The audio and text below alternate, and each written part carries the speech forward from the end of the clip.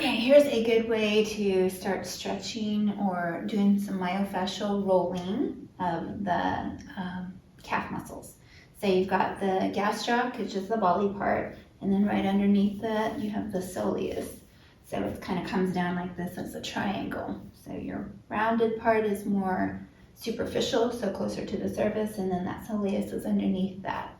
So we're going to try to get them both by using a ball. So you're going to put your little hard ball there, and first of all you can just start to explore right up the middle and go right up and down. Yep, and if you find a place like right there in the center where my two biceps of my gastroc meet is kind of tender, so I'm going to pause for the second and start to work my ankle around.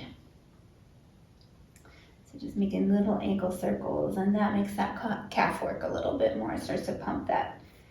And then I'm also going to turn my foot to the side and start to come up the outside edge or the lateral aspect of my calf. And it's a little bit more tender for me right here. I'm going to stop on another spot there and start to kind of turn that ankle around. Yeah, and then you can just kind of let your body weight hang on that too.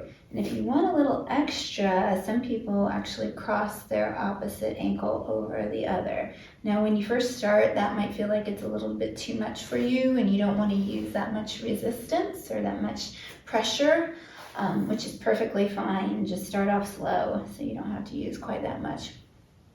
And one spot that I'm going to go to now where it's almost always tender, for me at least, is where the gastroc and the soleus kind of meet, where the gastroc ends.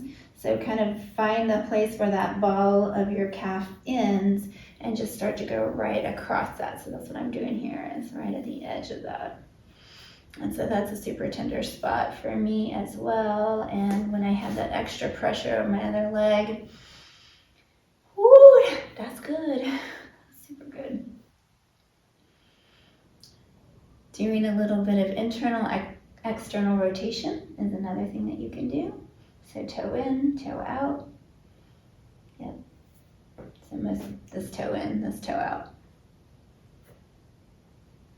Those are good ways to get into that. Good. Okay, and of course you'll want to do both sides. Even if this one's more tight, make sure you do both sides. Okay, and all kinds of movements that you can do there, just stirring it around, going in and out, and then of course making that circle. And you want to go up and down, in and out, and you can always add extra resistance.